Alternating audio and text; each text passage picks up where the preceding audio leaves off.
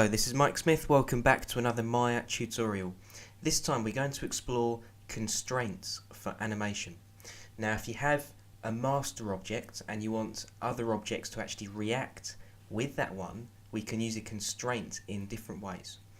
It's best to practice with simple objects to actually understand how they work first. Then you can apply it to all sorts of things, even characters and rigs.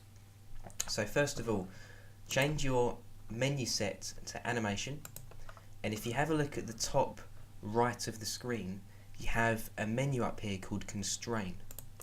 We're going to have a look at the first few to begin with, and then we'll go to a geometry constraint, and last of all a parent. These first four, point, aim, orient and scale, all work exactly the same way. All you need to do is remember the phrase, the last object selected gets constrained. So, a point constraint is basically a distance constraint. So, if I wanted to move our sphere here in any direction, and if I wanted this cube to maintain the same distance away, we can apply a point constraint. So, remember the last one you select gets constrained. So, select your master object or the sphere first, shift, select the one that you want to constrain, go up to constrain and click on the option box next to point. Now it's important you go into the options first because we need to reset the settings. And we can leave most of this as the default values. You can explore or experiment with these later on. We need to have a look at this first option here, maintain offset. Now you'll find with a point constraint, if you don't tick maintain offset, the object you constrain will actually snap onto and go into exactly the same location as our master object. Now, if you don't want that, just tick maintain offset. That applies to any of the constraints in different ways. If you want the objects to actually stay or start in their initial position that you've put them in, make sure you tick maintain offset. If I now go to add, you'll find if I move my sphere, the object we've constrained stays the same distance away. If you move it in any direction, it remains the same.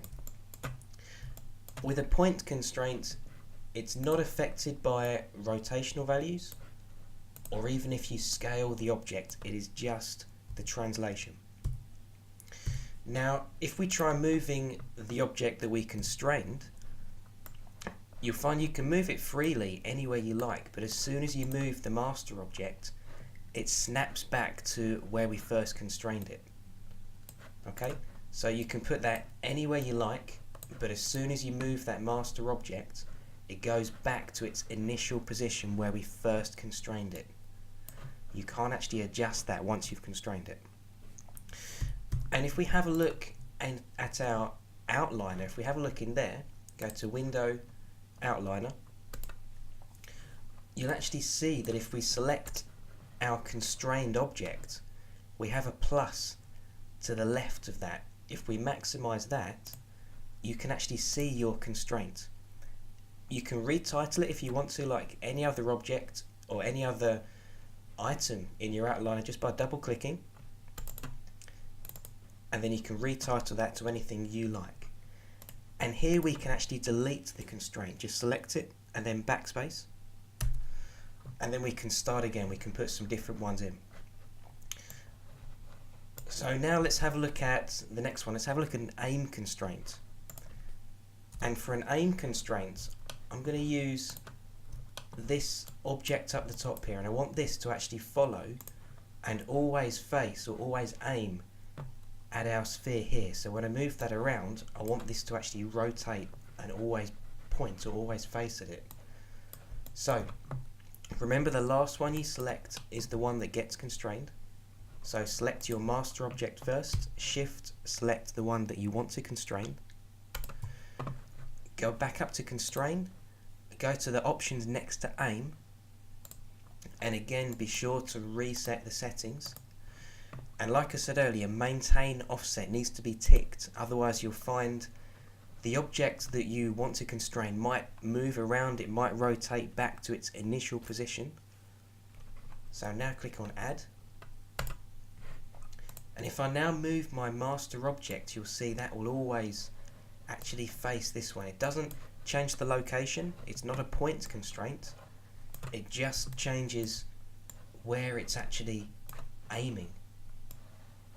That can be really useful. It's probably my most used constraint. Even with characters, you can set their eyes to follow a certain object. You can even set cameras to actually follow a character. Okay, the next ones you can really explore yourself with an orient or a scale constraint. Orient is rotation, scale is resizing, it's just scaling objects. Try them out, they react in different ways. All you need to remember is the last object you select is the one that gets constrained. Also with an aim constraints, you'll find just like the points constraints, and this is the same for all the others, if you select the constrained object, to delete the constraint, maximize the object in your outliner, and then we can select and then just delete that constraint. So next we'll have a look at a geometry constraint, and to do that we need some kind of curve or some kind of line for this actually to be constrained to. So I'll just move this out of the way for now. And there's lots of different curves and lines you can actually use. If we go up to our curves shelf, you can use pretty much anything in here to actually get started. I'll use the third one in, that's the EP curve tool, and we can just click on the grid and add some different points to actually have some kind of geometry there.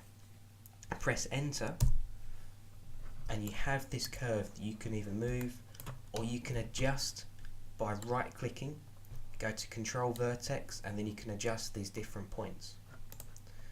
Make sure you go back to object mode for the constraint to work though.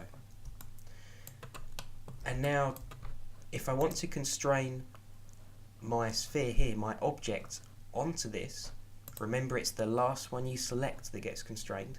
So select your curve first, shift select the object you want to constrain, go back to the constrain menu, and if we go to the geometry options, you'll find there's not a lot there.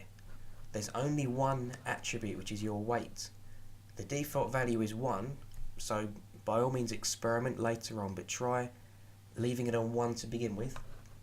Click on add and you'll find your object will snap onto that geometry.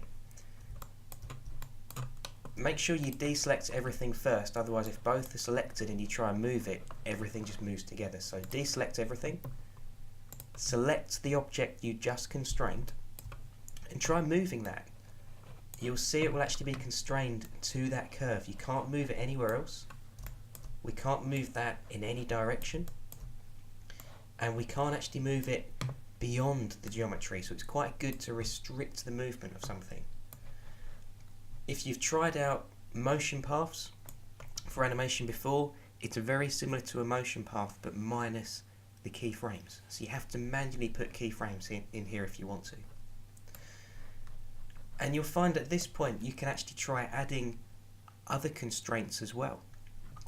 So if we first look at our outliner, we can see we've got our curve, we have our sphere. If we maximize that, we can see the geometry constraint. But let's just try adding another one in here.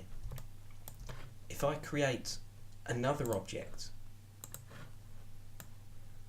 let's just put a cube in, and if I move that above this object, if I add a point constraint from the cube onto the sphere, so the cube is the master object, you'll find the constraints try to compete, but the geometry constraint will always win.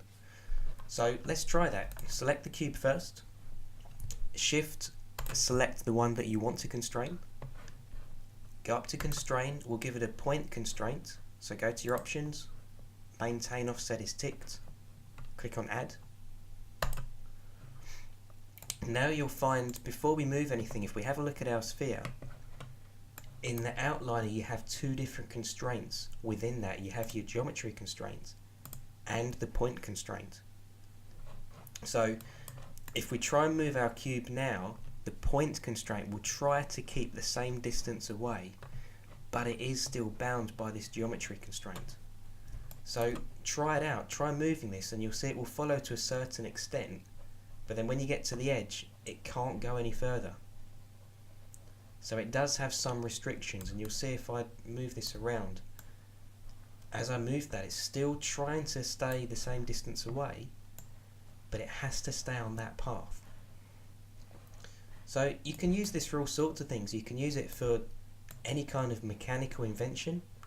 You can make some quite interesting and complex simulations with this, so just try it out.